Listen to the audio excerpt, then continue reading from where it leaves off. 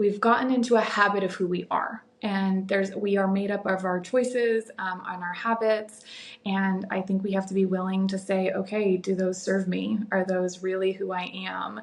And be willing to do the hard work of healing, of learning who we are, of building a relationship with ourselves.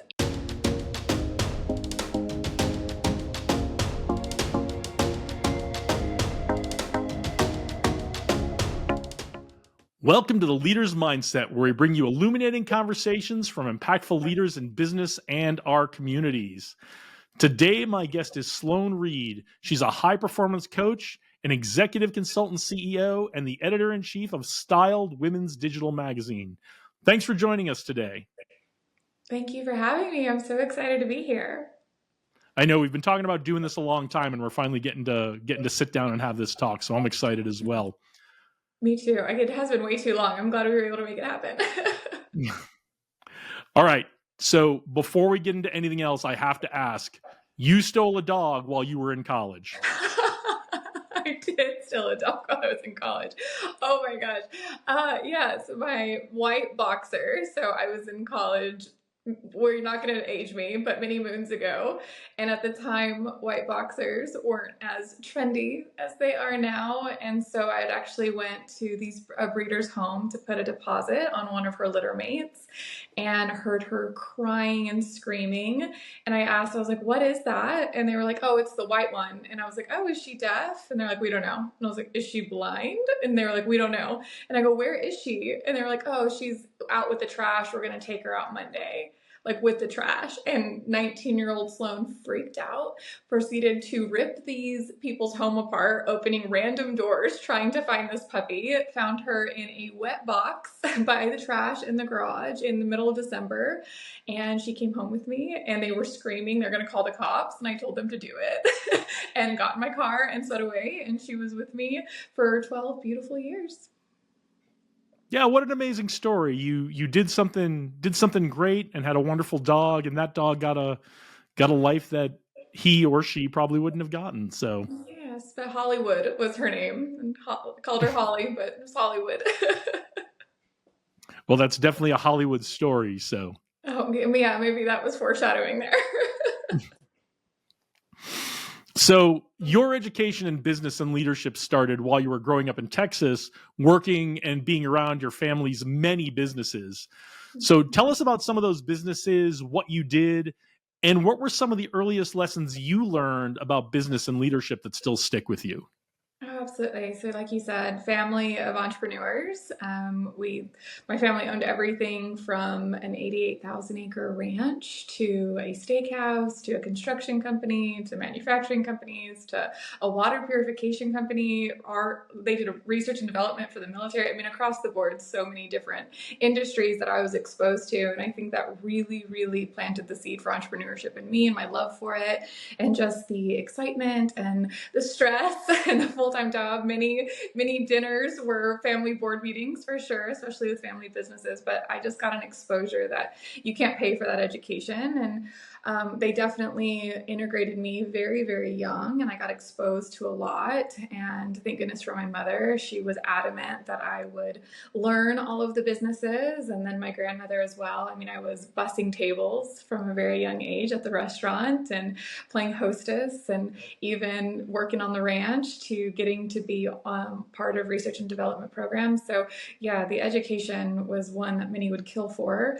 And yeah, it really just sparked the excitement behind entrepreneurship, the importance of leadership development, the importance of people and taking care of people across the board in every industry. There was some consistent themes in every business, and it was just really, really cool to apply that 20 plus years later in my own industries.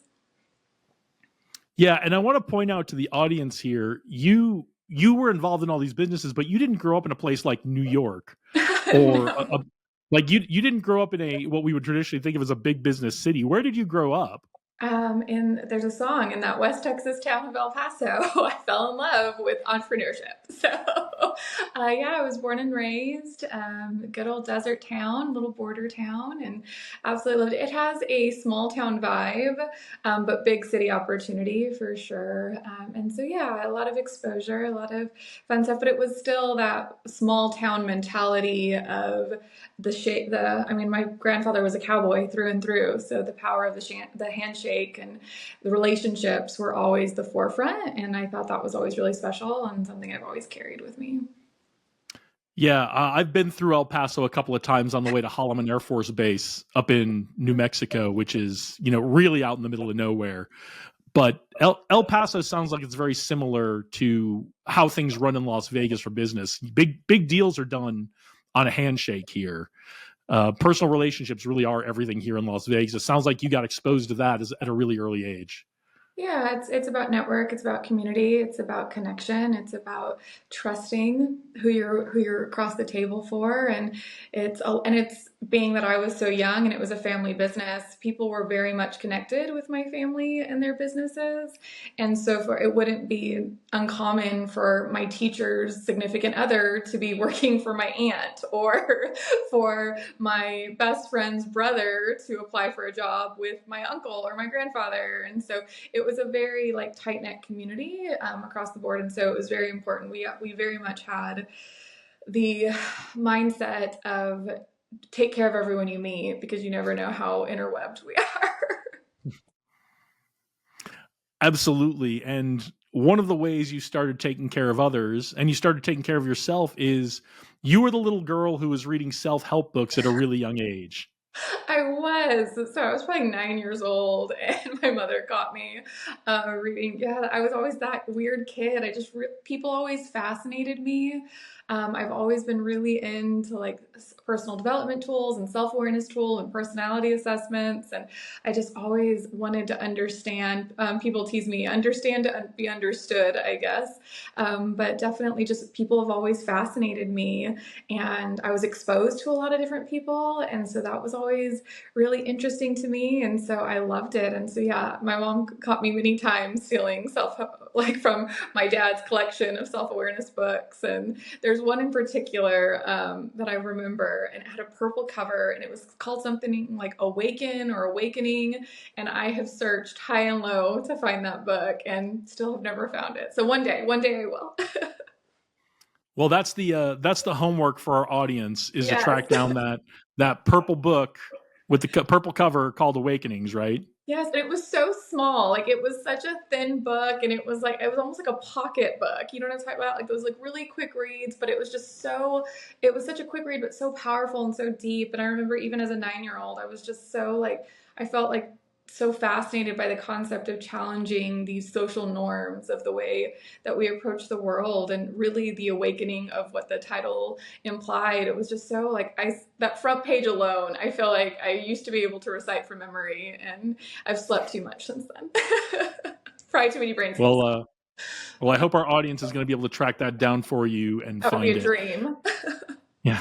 So, all right, everybody, get to it. Get on it. Not now. Wait till you watch the rest of the episode. But Yes, please. your dad sounds like he was an awesome guy. What were some of the life and business lessons you learned from your dad? Ah, he was. So not without his demons, for sure. I mean, I lost him when I was 9. He died. He passed away in a motorcycle accident, which was, of course, devastating and heartbreaking. And he was the heartbeat of the family businesses across the board. And I feel like everyone would have attested to that. But he was a phenomenal human being. Again, like he was very, very human and very flawed. And I appreciated my mother for always keeping us grounded. I think when you lose someone at such a young age, it's easy to develop a superhero complex about them. And I really appreciated that she kept my brother and I grounded. And he was a real person with real demons that he was fighting, but that doesn't take away from what an incredible father he was and an incredible man. And he just was so, I always tease, I was like, he had to have a little bit of ADHD or something in him because he was just fearless, and like he was so creative and so innovative, and he never ever, and it wasn't just as simple as like he never took no for an answer in like an aggressive way. He was just so solution driven. It's like, okay, we can figure this out, like we can be creative with this, like we will find us. And it was just so brilliant to watch his mind work. And what I loved, even at a young age, I remember riding in the car with him and him encouraging me to ask questions, which I definitely think backfired for my mother after he passed. And then she had to deal with like my teenage years of like, well, daddy always let me ask questions, because I do. I question everything. I have a curiosity to me that I always ask, like, well, why? Or why made you feel that way? Or what was your perspective on this? And it just, I think when we ask more questions, we learn so much, and it prevents us from assuming things and misunderstandings. And just, he really, really valued genuine, authentic, deep conversation. And I think that's something that I have been blessed with and carried with me. What is something you're questioning or a question you're asking right now? Oh, there's so many. One that I keep, it's a prompt that I've been playing with and I'm loving it. I do this a lot. I'll come up with a prompt and I'll dissect it for my own like self-awareness journey. But the one is, if I was the main character in a movie of my life, like what would the audience be screaming at me right now to do?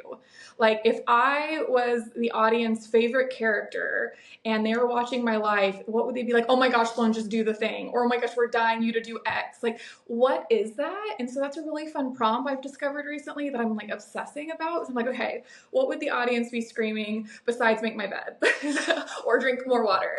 But like, what is it? And it's been a really uncomfortable question to play with, but also like a really fun one to make sure that I'm always seeing my life from outside the box, opposed like as the director, the writer, the producer of my own life, and not just the main character bopping along. Well, it's a great question. I think we should all follow through on that exercise. Everybody who's watching or listening, let's follow through on that exercise and maybe post what we've learned in the comments. I think that'd be fantastic, and maybe you'll post yours for us as well. It sounds like you got a lot of amazing gifts from your dad, even though you lost him so young. Um, I know your college friends used to give you a hard time about his picture in your dorm room. Yeah, so he was a beautiful man. My mom too. I mean, they're like my mother looks like Barbie. She's blonde and beautiful and has her PhD in international business with a specialization in small business tax. Sorry, mom, if I butchered that, but it's a long name. Like, she's just brilliant. And then they met in high school. He was an all-state quarterback. She was captain of the cheerleader, like just like the typical high school sweethearts, got married, had the 2 kids, like the whole 9 yards. They were a beautiful couple. But of course, when my dad passed, I carried his picture with me all the way to college. And I actually had a friend who was helping me set up like my internet, my computer, and all of that. And he came down teasing me. He was like, Sloan, you are such a dork. And I was like, why? And he goes, who has framed pictures of movie stars in their room? Like, it's one thing to have like a poster, but a framed picture.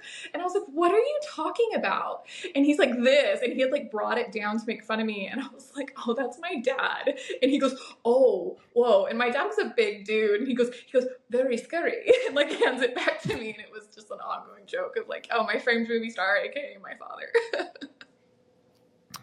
Well, it sounds like your family, it sounds like you come by your overachiever status honestly between your mom and your dad and the rest of your family. So, but it also sounds like they were very personable folks and humble as well. Not all of them. I don't know if they were all humble, to be honest.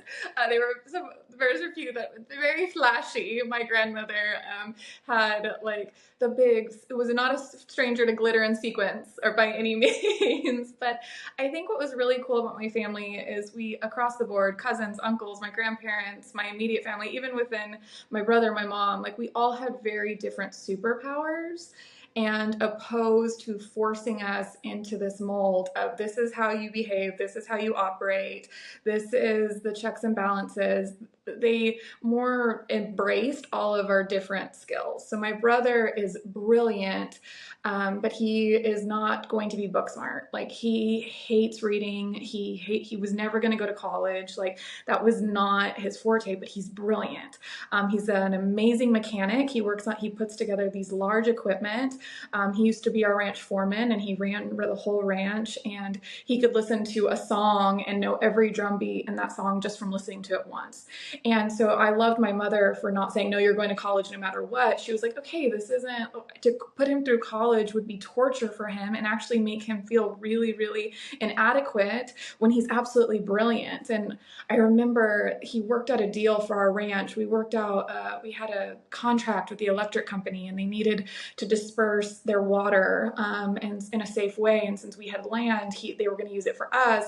And my brother negotiated the whole deal at a very young age. I don't think he was even 21 yet. And he negotiated because he was the head cowboy on the ranch. And he just was so brilliant about it. And him and my grandfather working through that deal. And I was just so fascinated just that they allowed him that opportunity, and to be strategic like that was just really cool to witness.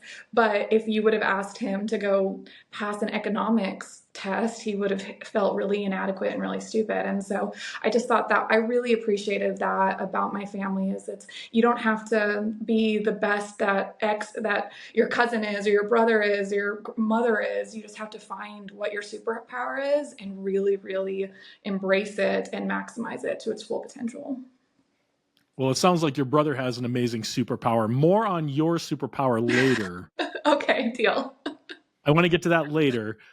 So, how did you, between all of this experience as a child, a young adult, working with family businesses, how did you get involved in leadership development as part of your career now?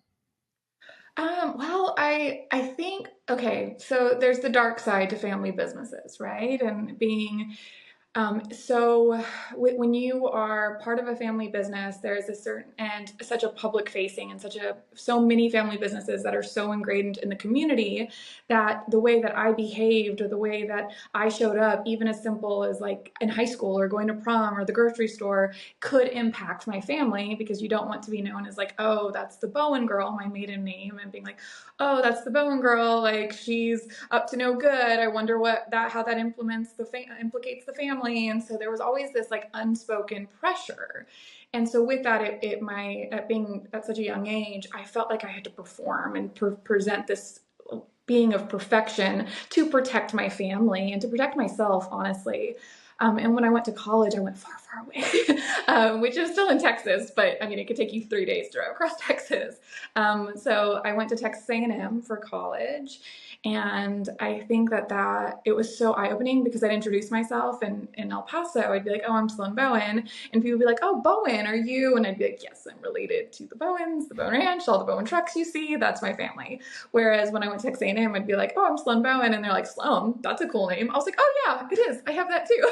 And so it was such a like shift. I was like, oh, y'all don't care about the pre-notions you have about my family. Like, you're not judging me based on that. It's like a fresh start, if you will. But I was so young, I skipped a grade. So I did a semester of 7th and a semester of 8th.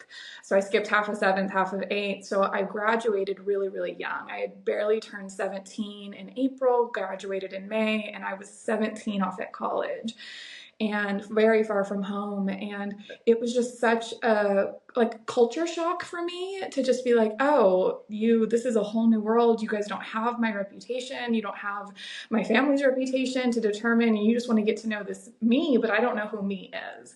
And so I think college was really, really just kind of cracking that open.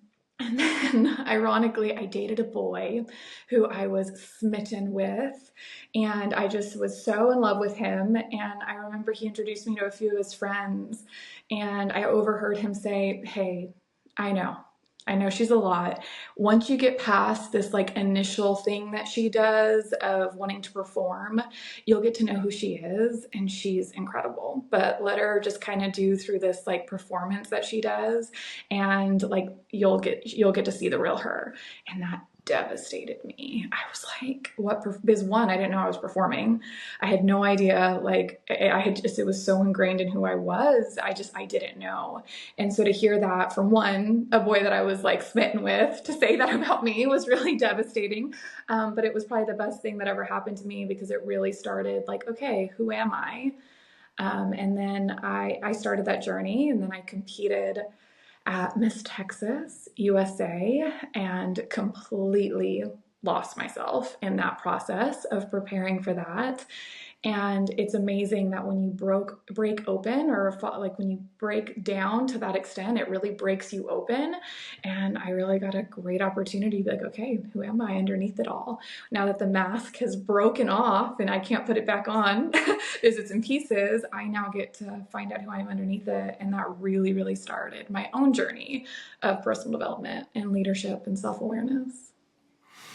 Yeah, when we talked before, you talked about feeling completely lost and chipping away at that mask. Besides being devastated about your boyfriend saying that, I, I know pageants can be really emotional times, especially your first one. What were you feeling as you were going through all that? So my first one was actually when I was 11. I competed at Little Miss El Paso and I won. At Little Miss El Paso USA, and I won. And I actually kept that title.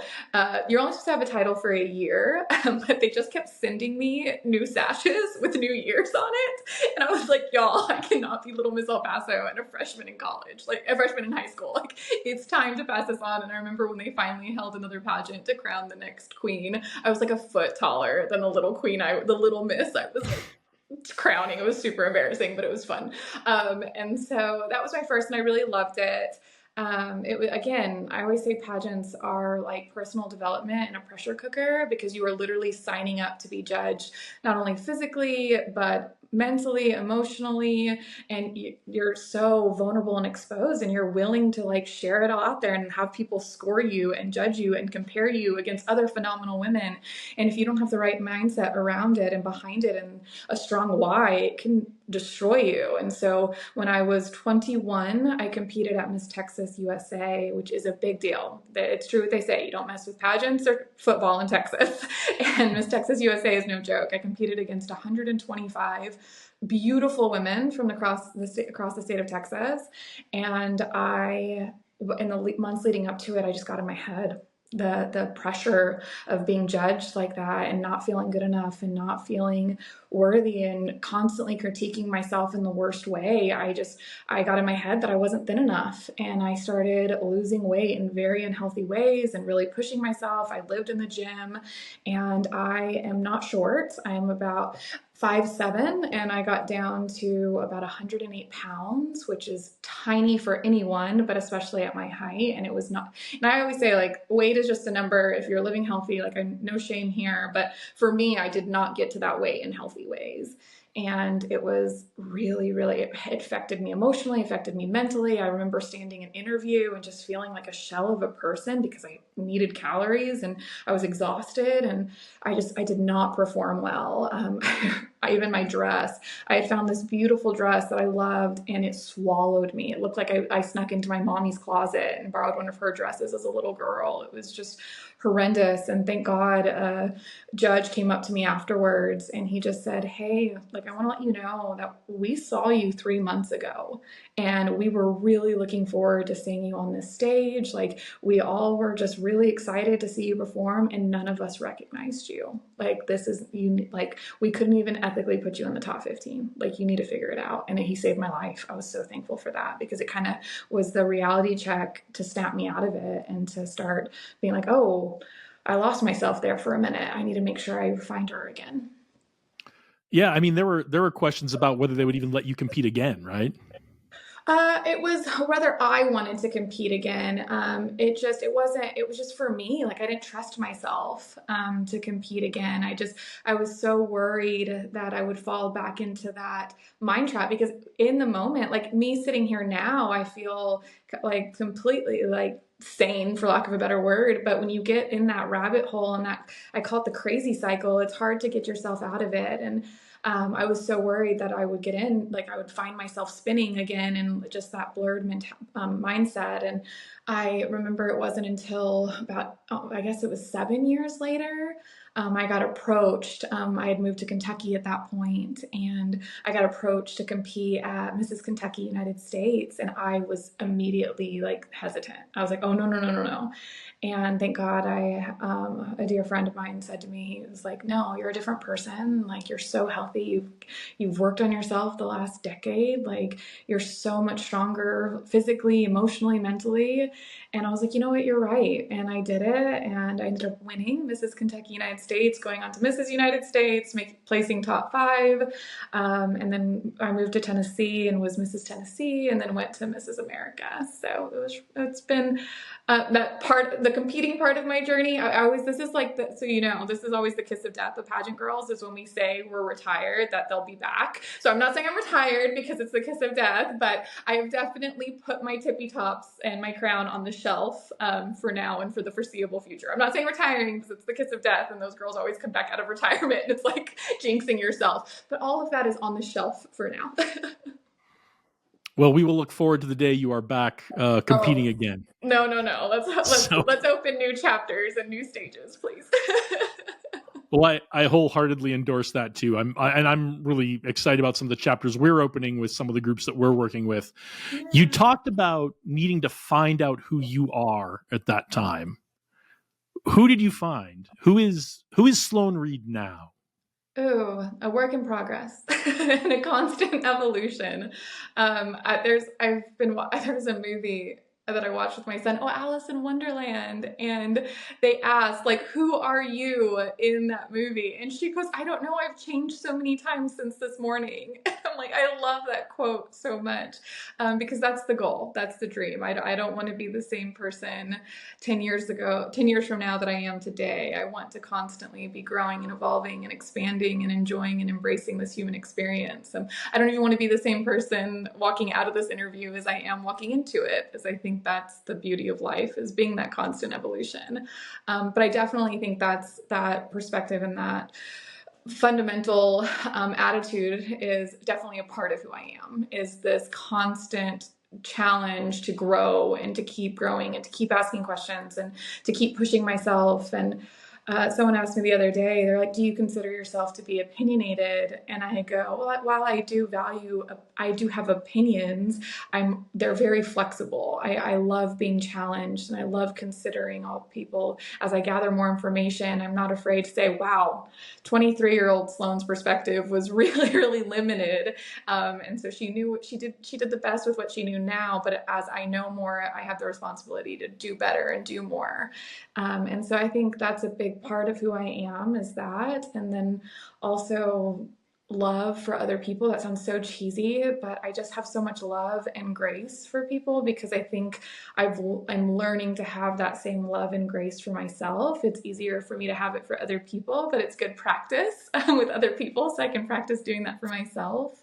But yeah, those are probably, and then authenticity, like we talked about breaking away that mask. For a long time, that performance and wearing that mask was so vital for my survival, but it prevented me from having really, really real, genuine relationships, not only with other people, but with myself.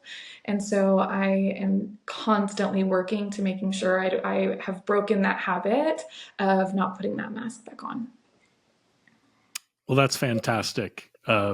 So let's take a break from the serious questions.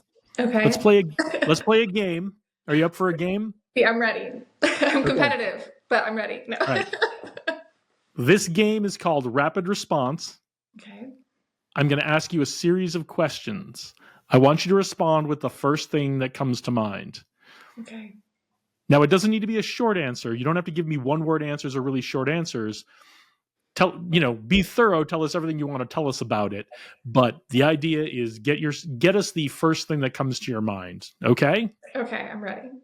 You ready to start? Let's go. I'm ready. All right. Sloan Reid, rapid response round. Your time begins now. Podcast recommendation. Oh, well, yours, of course. There's so many. I've kind of taken a break from podcasts. This is terrible. I know. I was going down like a deep rabbit hole. There's nothing wrong with, I think, taking a break from any kind of medium, right? Whether you love documentaries or podcasts, taking a break and doing something else. One of the things I found recently is I really missed listening to music because I'm almost always listening to podcasts. If I'm in the car, if I'm working out, just when I'm working on the computer, I almost always have a podcast going. So I'm trying to work more music back into my life, back from the days when I used to be cool. So. Well, and my ADHD is so bad these days. I would find myself like listening to a podcast and having to like rewind it. So I'm loving like YouTube shorts and reels and TikToks. They're just so great for like those sound bites. Like I love Mel Robbins, like her little drops of nuggets are so great. So I do digest podcasts, but I feel like it's like micro bites. I'm like going for appetizers as opposed for the whole meal. Little snacks of podcasts. I think that's a great approach. Yeah. Who is a mentor that has had an impact on your life? So many. It depends on the season and the area. Literally, right now, one that's been a great influence in me is Sloan Reid. Yes, we have the same last name. No relationship, no blood relationship. She is a dear friend of mine. We actually host Secret Knock Women together, which is a phenomenal women's event out in California during the summer, which I'm so humbled and honored to be a part of.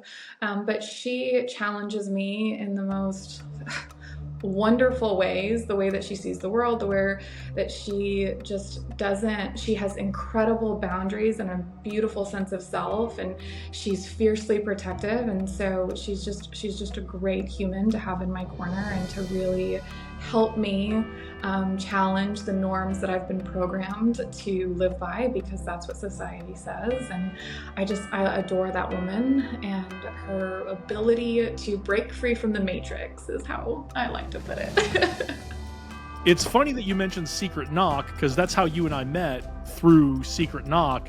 And you got involved in Secret Knock because you got ambushed by the founder of Secret Knock at your own book club. I did. I was hosting a virtual book club on Clubhouse with a dear friend of mine, and we were doing 3 Feet from Gold by Greg Reid, the founder of Secret Knock, and it was split up into 3 parts. And during part 1, of course they're recorded, I may have mentioned that I wasn't the biggest fan of Greg, but I did it in the context of I appreciate that not, and all these like leadership books and all this, like when people are like presenting information, sometimes the author isn't as bold to like say where they were and not speak so highly of themselves. And Greg gave a very authentic, real, raw, insight to who he was before he started the journey of 3 Feet from Gold, which is so amazing. And if you have not read that book, 10 out of 10 recommend. But of course, a mutual friend of Greg and ours sent the recording to Greg, and all Greg heard, even though it was very complimentary of him as an author, all he heard is, oh, this girl doesn't like me, well, watch this. So he shows up without the warning to part 2 of the book club. And I saw him, if you're familiar with Clubhouse, that was the medium that we hosted it on. And I saw him at the bottom, and I thought it was like a scam. I was like, oh, some fake profile, like saying to be Greg Reid. And then I hop over to Instagram, and I had a message from him that was like, are you gonna let me up or what? And I was like, oh my God, like Greg Reid's in the room. So like my prompts for the day, like I threw them, and I ended up interviewing him for about 30 minutes. Phenomenal interview, just so kind, so gracious, so serving, and it was just so fascinating. So he hops off, we finish book club. Well, I get back on Instagram and I have a message from him, and it says, I was planning on hopping on for 5 minutes, giving you a hard time, thanking you for hosting a book club on my book, and leaving. And anyone who can keep my attention for that long deserves to be at Secret Knock. So if you're unfamiliar, Secret Knock is been called, like Forbes has called it, like the #1 networking group that you can attend because it's invitation only. And so he extended the invitation to attend Secret Knock, and I loved it. I went that first year, got to meet Greg in person, which is absolutely terrifying because they don't tell you the venue until the last minute. They don't tell you who the speakers are. They tell you nothing. So I literally flew across the country to San Diego, where I knew no one, to an event that I found out like days before, and walked in and just fell in love with the community of amazing leaders and entrepreneurs. And I actually got connected with Greg's last book. He let me be part of his panel and his council, which is called Personal Development. So it was right up my alley. Got to speak at one of his other events called Prosperity Camp. That's where I got connected with Lynn and just fell in love with her. I attended Secret Knock Women as a guest, and they said, all right, do you want to host Secret Knock Women with Lynn? And I said, absolutely. I don't even think she finished the sentence. I remember exactly where we were. We were at Greg's 60th birthday on the beach, and she walked up to me in true Lynn fashion and was like, so people like you on stage? And I was like, oh, thank you. She goes, do you want to host Secret Knock Women with me? And I was like, yes, absolutely. Yes. And I remember someone was standing in the group with us when she asked, and their person was like, good job, like, way to go, like in the background. And I was like, oh, I was beaming. And then her and I have worked the next year on putting together a phenomenal event, and I fell in love, and then we had it this last year, and it was amazing. And I recently got asked to host again, co-host with her again this year, and I'm super excited. So it's been a wild ride, but they have been truly welcoming, gracious, and I actually, before this podcast, have a voice memo from Greg Reid waiting for me. So there might be more to come. We'll find out. You never know what with Greg, with the Reids, what's about to happen. That's right. It's a real privilege and an honor to be able to be involved with the Secret Knock group. And the women I have talked to about Secret Knock Women can't say enough good things about you hosting that last year, and they're looking forward to it this year. Oh, well, one, that means a lot, because I definitely am very vulnerable, very raw in that group, and when I say I pour my heart into it, like, oh, every ounce of it. I just love those women and love that event so much. And this year we've already started planning, and I don't want to jinx it, but it feels even better than last year. Someone said to me, they're like, it was so good last year, you guys could do the exact same thing. And Lynn and I, in true Lynn and I fashion, we're like, absolutely not. Like, we're constantly growing. Like, we've outgrown that. The women have outgrown that. We're ready for the next level. And so I'm super excited about that this summer. It is exciting. So I took us off topic a little bit. We were playing a game. Yeah, sorry. That was my fault. That was very sweet of you to take ownership, but we both know it was my fault. Who is someone we should all be paying attention to? Oh, gosh, the pressure. Honestly, someone who's just been on my heart a lot lately, I think she's just about to break onto the scene in a really powerful way, is Robin Brock. She and I got connected through pageants, and of course she's like, what's wonderful about pageant girls is they're great people to meet because they're always doing amazing things in their community and professionally and personally. And I've just watched her, and she's already accomplished so much. In this last year, she produced her first runway show at New York Fashion Week, which I got to be a part of. One of the models had to step away, and I got the call from Robin, and I was like, twist my arm, I'll walk in New York Fashion Week for you. So that was such an experience. But she's just working with companies, and just her story is so powerful of just speaking of breaking open and really discovering your authenticity. And I'm trying to convince her to write a book, so maybe y'all can follow her and really just push her in that direction, because I think she's one that we're going to hear the name a lot of. I think she's really special. Yeah, you did we're going to get into the magazine, but you did a big feature on her in the December issue of your magazine, and you introduced us. I'm looking forward to getting her, hoping we can get her on this podcast. I hope you do. I really hope you do. Just, there's something about that woman that you can read about her. I did feature her. She was my featured stylist in December in my magazine, but there's just something about her energy that you have to experience to truly and fully appreciate the magic that is that woman. Looking forward to it. What is your get pumped up song or your walk on music? My go-to, so like I feel like I've done this forever, is Fire Under My Feet by Leona Lewis. Like, it's just my go-to one. It just is just something like, okay, I have a purpose. and I'm going to chase it, and it's burning underneath me. And we all know that when we're passionate about something, we're unstoppable. There's literally a fire under our feet, and we feel it through our whole body. But not going to lie, I was on a road trip to Nashville yesterday, like a quick trip, and No Diggity was on repeat like the whole way. I don't know, that's my current ADHD obsession, so that'll be on repeat for a while, and then I'll never be able to listen to that song again. That disappeared for years, and then it was in like a commercial or something a year ago, and it's been everywhere since. I just came across it yesterday, and I was like, where has this been for the last decade? So I was jamming to No Diggity in the car yesterday. It was my son, my 8-year-old, was in the back seat, and he's learned to just embrace my car dancing. The biggest influence in your life?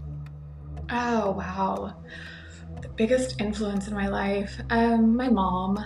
Yeah, she's a really special woman. She's not had an easy life, but she's incredibly resilient. But what I love about her so much is I think when we think of the word resilience, we think of toughness and like strength and like aggressiveness and just, like grit. And she's taught me that resilience can be soft and loving. And there's that quote that's like the same boiling water that hardens the egg, softens the potato. And I think she's just, while unbelievably strong and resilient, she's still incredibly soft and loving. And based on her story, no one would blame her for being very angry and very bitter, but that's not, she hasn't let her life define her that way. And it's really powerful. That's amazing. A book everyone should read? Oh, okay. I have a list. Remember, I hosted a book club. That's a dangerous question, Jason. And I buy books like they're going out of style. You're currently propped up on several books right now. But one that I have read over and over is Chop Wood, Carry Water. One of my favorites, again, it's one of those quick reads where like most of the chapters are like a page and a half, but it's so deep. Every time I read it, I get something else out of it. The Alchemist. It's another amazing book that you could read at different areas of your life and really get a lot out of it. Books I'm reading right now is Don't Believe Everything You Think. I'm loving that. And then When You're Ready, This Is How You Heal. And then I just got, I'm looking at, like, I'm not even joking, I'm surrounded by books. You're stacked on I Love Me More by Jenna Banks, Think and Grow Rich for Women by Sharon Letcher, a dear friend who also wrote 3 Feet from Gold with Greg Reed. And this one was just sent to me. So it is Thinking Fast and Slow by Daniel. So this one might be on my future list. So again, I'm a huge advocate for reading and just really challenging yourself. I'm a big advocate for reading with people just because I think, again, it goes to that curiosity of we read the same thing, but what's your perspective? What's mine? Thinking Fast and Slow just popped into my library reading queue from being on hold for a couple of months last night. Really? So I'm going to start that probably tonight. Okay, well maybe we can check in and because I haven't opened it yet, but maybe we can check in and see where it is. Yeah, let's check in like 2 weeks and see where we are. I like it. Sounds like a plan. All right. Someone you would love to interview or feature in the magazine? Oh my goodness, the list is long. Oh my gosh, a dream person. Oh, there's so many.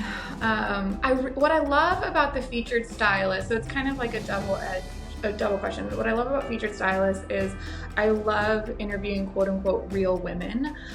Every woman that has been featured is doing impeccable things that nobody has ever heard of because they're not like a celebrity or have a million Instagram followers or anything like that. They're just real women making a real difference in this world. And so I have this like longing to interview as many women as possible and feature them in the magazine. So yeah, I think that someone I haven't met yet or haven't gotten to know on that level is always my dream. I was going to challenge myself, Jason, to meet a new person every day in 2025. But my fear, and I was like, what if I do that? That's like 365 new people that I could meet. But my fear of that is it's such a joy of mine, and I never wanted it to become a burden. Like, I love meeting people and learning their stories. I just never wanted it to be a burden. So I 86 that out of protecting that love of mine. But there's so many people, to limit it would be insane. So I'm gonna allow the universe to put the next person in front of me at their discretion.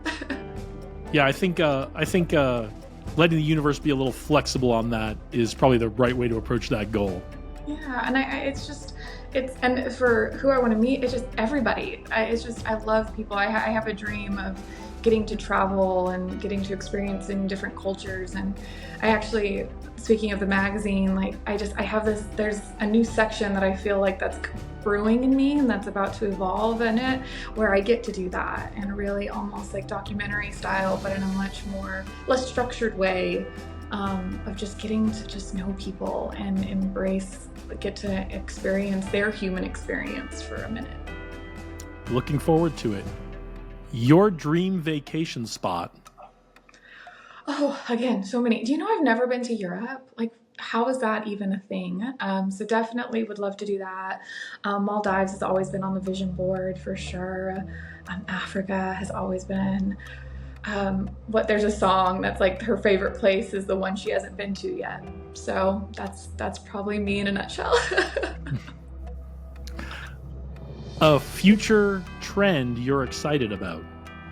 Ooh, future trend I'm excited about is breaking free of trends. I think we have been in a very like, okay, what's next? Like a chasing trend of like chasing what's next. I feel like we've been in that for several decades now, and I think it's going to be a much more attracting season of like, okay, what fits me opposed to trying to fit the mold. I always say that to my pageant girls when I get to coach pageant girls is it's not about you fitting the crown, it's about the crown fitting you. And I see that across the board of people really looking inward, really challenging themselves to discover who they want to become and embracing their superpowers and really, really pushing themselves to really utilize them in really powerful ways, opposed to, oh, let's chase the next Bitcoin, or let's chase real estate, or let's chase this outfit, or bell-bottom jeans. I don't know. There's so many trends out there, depending on what niche you're talking about. But I really think it's about what I'm hoping the next trend is okay, who am I, and how does this serve and apply to me, opposed to trying to fit yourself to the trend. Love it. Last one. Okay. Your favorite sports team or player? Oh gosh, I've been so engulfed in football the last couple months with the Super Bowl yesterday, but we're in the recent weeks. But right now, basketball, specifically second and third grade basketball. My favorite player is Reid, number 11, who hates it. He does not like the ball. He does not like contact sports. He has an amazing shot, so if we can get him to the free throw line, he'll score his points every time. He's their secret weapon. If he would just actually play, he would love it.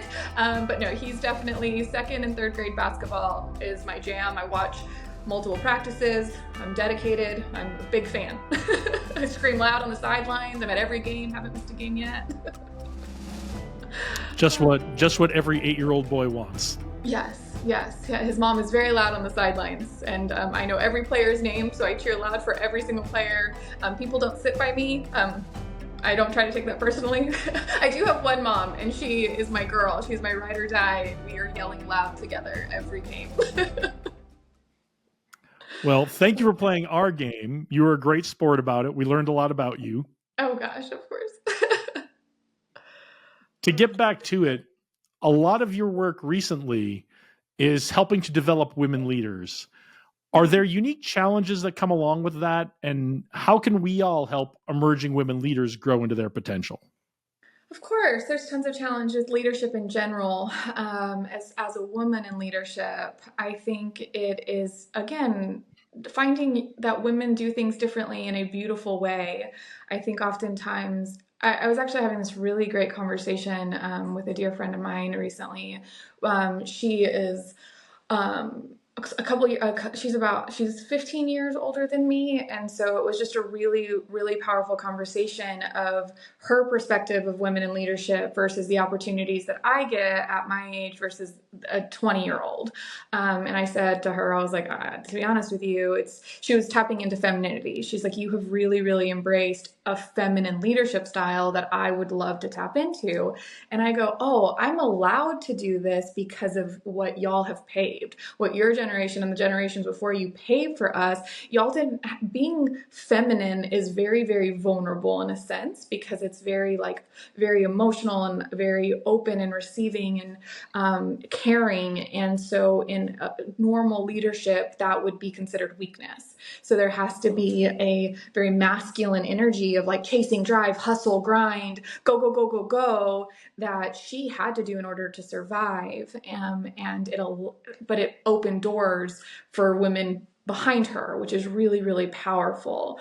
And so as she's stepping into this femininity of it, it's about giving yourself permission and that there's a power in it. I think when women try to really, really chase, hustle, grind, be part of the boys, they're very capable. Every woman is very capable of thriving that way and succeeding that way. But could they reach an even greater potential if they led from the feminine? And that does not mean like in a tutu, even though I have worn tutus on stage, long, gorgeous, fabulous ones. But so that's ironic. But I think that there's a way to do it in a feminine that necessarily isn't the stereotypical girly.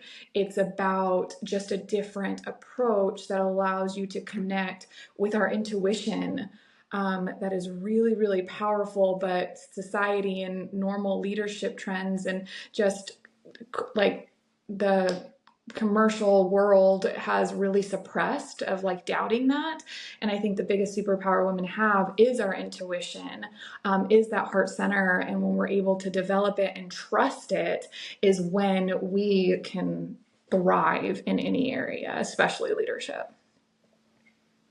Yeah, that story reminds me. We've talked before, and you've said we talked about superpowers before, and you've talked about yours being the ability to hold up a mirror to others and let them feel seen. Mm-hmm. Tell me about a time you were able to do that for someone, and how did it have an impact on you too?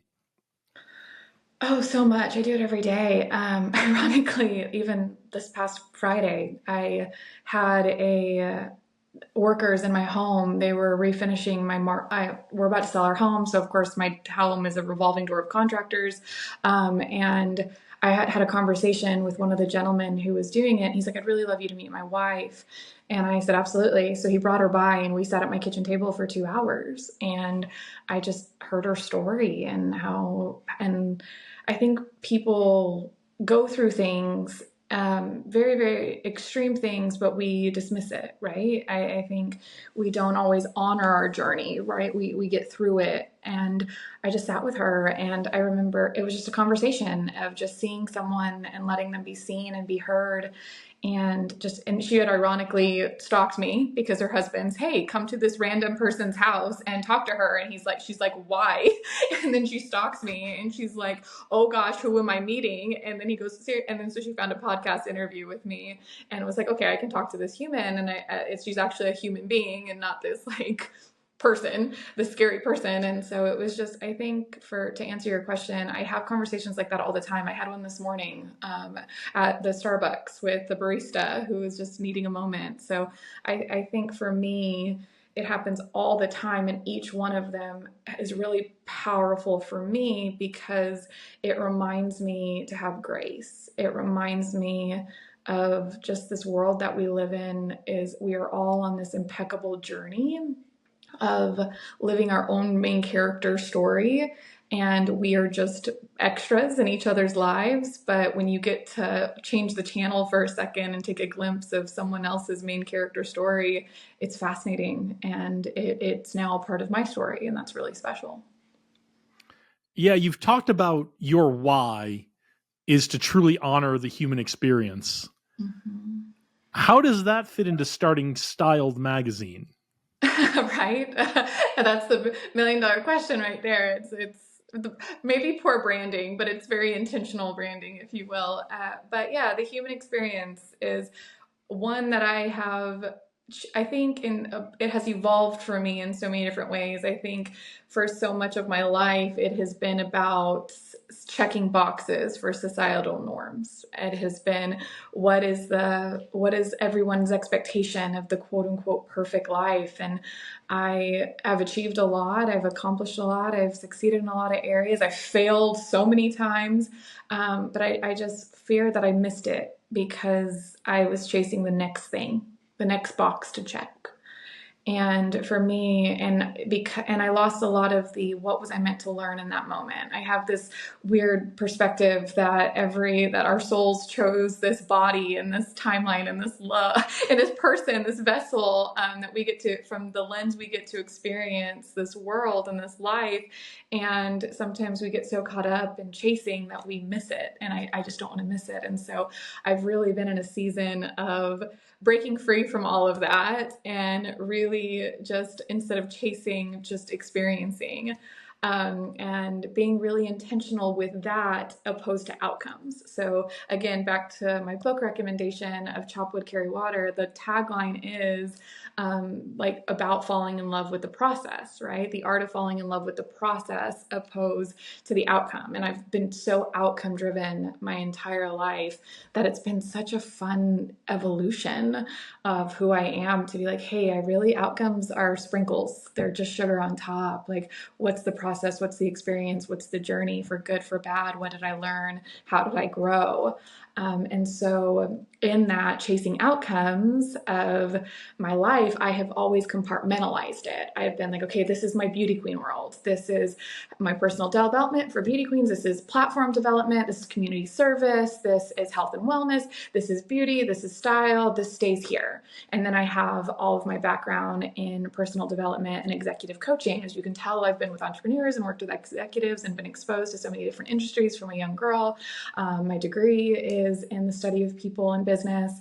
And so I have all those resources, and my background is in the Enneagram. So I'm like, that's this box. It stays here, and that's this lane. And when I'm in the executive coaching, I'm here. And then I have this box as mom, and like all these different lanes that I tried to like navigate through. And I felt like so fragmented. Living like that for so long, I just felt fragmented. And I was like, is there a way where I can just show up as my whole self in every area of my life? And so that's where Styled came together. It's all of those worlds into one in this beautiful digital magazine that I pour my creative art in, of the modeling world and my love for designing shoots and directing photo shoots. And then of course, like all the beauty tips and tricks I've learned from 3 decades of modeling and pageants. And then of course, a big piece of it is personal development and pushing people to grow and to learn about themselves and learn to love themselves. So the whole concept is styled with 2 S's, a little nod to my name, Sloan. People always joked like, oh, styled by Sloan, when I would help with style people for events and pageants. And so I did an extra S in style to make it extra complicated to find. But rather than style of fashion, it's more of lifestyle. How are you being intentional in every moment of your life so you don't miss it? It certainly comes across reading the magazine, and the dedication you put into it definitely shows. You may have been a little too dedicated, because is it true you were almost arrested doing a photo shoot for Styled? I was. So there's a fine line between crazy and creative genius. And I play with it often. I sometimes jump rope with it. But yeah, so each issue, we just launched our 7th, and I'm working on our 8th right now. But each issue has a different theme and a different vibe to it. So the first one was very minimalistic. It was a transition issue for me into blending all my worlds together. But then the second one was full of color. I was in roller skates and like a pink bodysuit, and it was just crazy. And then I did like a neighbor of mine let me steal their car, their beautiful Corvette. So I did like a Corvette Ralph Lauren shoot. Like it's so much my art. It's not just, oh, taking pretty pictures. I really want this to be like a different vibe and a different aesthetic for each one. I have a lot of fun with it. It's kind of my creative outlet, and getting to even incorporate that piece of me into this project, of that creativity of being on set my whole life and having these visions for these random shoots. But the one I almost got arrested for was our November issue. And I wanted to spin on the show 1923. It's part of the Yellowstone series. And one of the characters is in Africa. And I was just so inspired by the fashion of it, and I really wanted to do like a modern play of it. So I did design this whole shoe around that inspiration of just like really, really random, but really beautiful and elegant, but still in the outback, like in this like very like safari rugged vibe, like out in there in the fields. And it just so now my creative juices are going. Sorry, Jason. But to bring it in, I had to find a setting for it.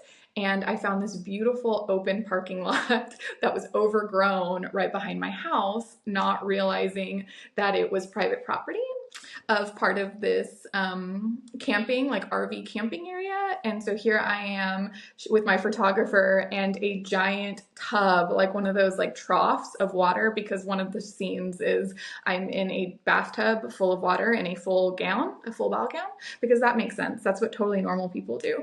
And so I had done this. So here I am with a full 150-gallon tank of water in a full ball gown with flowers, and I'm taking this, and this woman comes in so hot, like I'm talking straight out of a movie scene, like on the gravel road, rocks flying everywhere, power slides in, jumps out of the truck, slams the door, starts yelling. My photographer panics. I, of course, I'm like, jump in. I'm like, hi, I'm so sorry. And like, we discuss it. And then by the end of it, she's like, oh my gosh, like, I didn't realize, like, of course, like, use it. She's like, I'm calling the cops. So it started with, I'm calling the cops. Y'all are trespassing. Who do you think you are? To, oh my gosh, you're going to lose your light. Hurry, finish your shoot. Get back to shooting.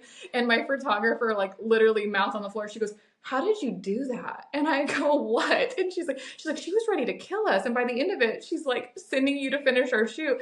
And I was like, it's just, again, I didn't do anything. It wasn't intentional. It was just showing up with an open mind, open heart, and love, and seeing the person, honoring her perspective, sharing ours in a loving way. And by the end of it, she saw the vision and was invested in it.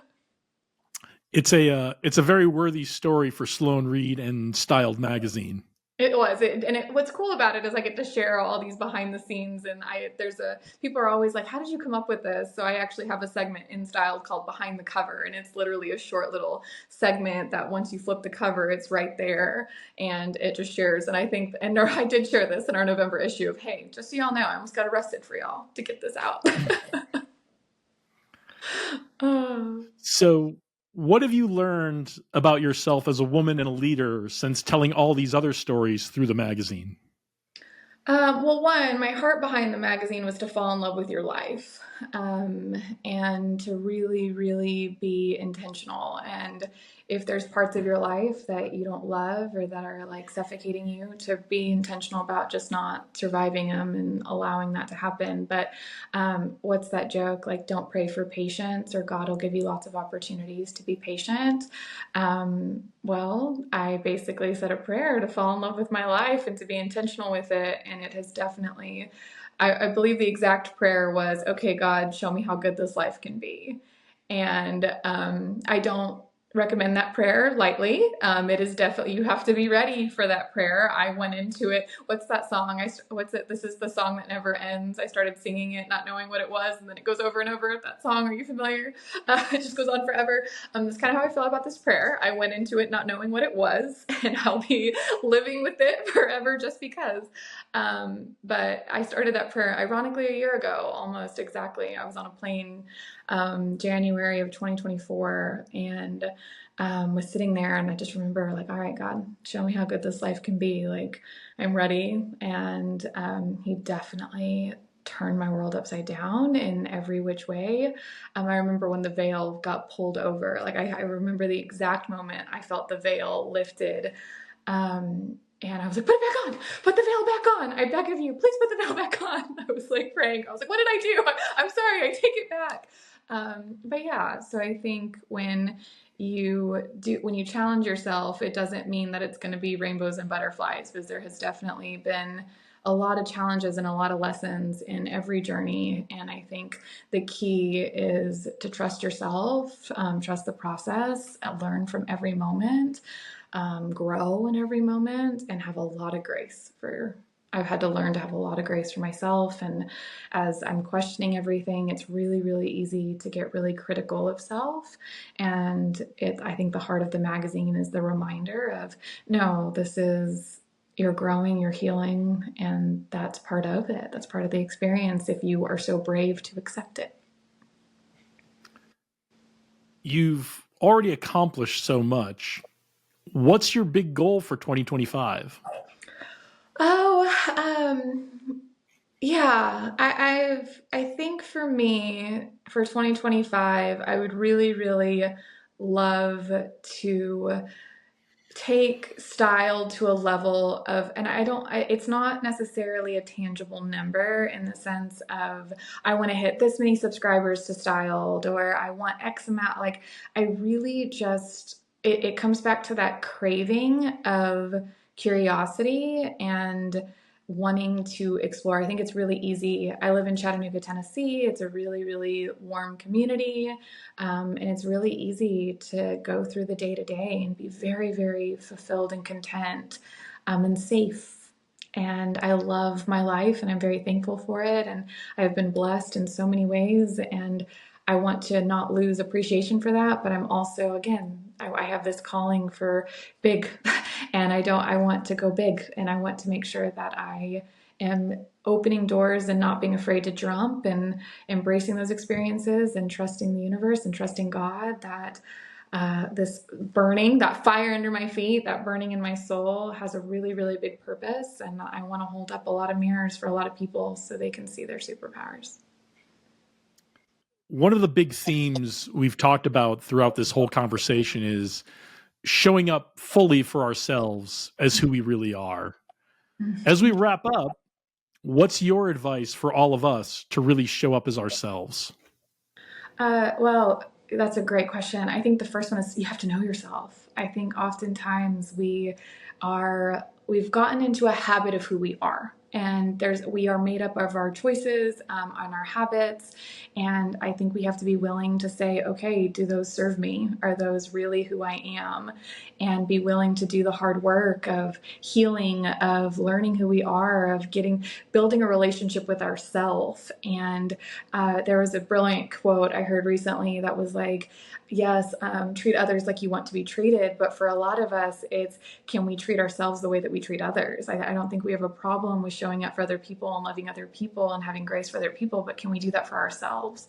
And I think it's because even in like taking care of others, oftentimes that is a distraction from taking care of ourselves. It's easier I often say I can solve my clients' problems without missing a beat, but then when I have to look in my own mirror. I'm like, all right, girl, I got you. I'm going to do this. This is uncomfortable, but I got you. And I think that's so important, is in order to show up as your full self, you have to know your full self. And that requires a lot of investing. It requires a lot of self-care. And yes, that includes bubble baths, but I'm not talking bubble baths. I'm talking about reading. I'm talking about experiencing challenge therapy, healing, treating yourself. I think oftentimes we get so caught up in the hard stuff, we forget that we have to spoil ourselves too. And I think that journey is part of the fun. And when you continue to fall in love with yourself and who you show up as, it's easy to show up as your full self, because it's the overflow. You get to share. You're so full that everything that you're pouring into yourself overflows onto everyone around you. And it's just a beautiful human experience, and of genuine, sincere, authentic connection. I think that's a perfect place to leave it. I love it. I'm so glad we got to do this today. We've been wanting to do this for a long time. Where can everyone find you so they can thank you for joining us today? And how can they get a hold of a copy of Styled? Oh, I love that. So, you can connect with me, Sloan Reid. That's SLOANREID.com, is kind of the hub for all the things. Of course, you'll mainly find me on Instagram, which is at Sloan_Reid is a great place to connect with me. But to get your hands on Styled, you can subscribe. I always joke, everyone's like, why only $7? Like, are you insane for this magazine? But people always say, can I buy you a cup of coffee and rack your brain? So buy me a cup of coffee and I'll share all my secrets via Styled. And that is styled.com. And that's styled with two S's. So SSTYLED.com. And we'll put all the links in the episode description of the show notes, so you guys don't have to try to remember any of that or write that down. You should for sure check out the magazine. It is really, really visually stunning, both from a design perspective and all the pictures and images. So definitely check it out. Sloan, I want to thank you for being on the show today. Thank you to everyone watching. If you found this conversation valuable, go ahead and share it, leave a comment, and don't forget to subscribe. If you're on a podcast platform where you can leave a review, we'd love it if you would leave a 5-star review. It really helps us build the subscribers and build the audience so more people can hear about what we're doing here and learn about folks like Sloan.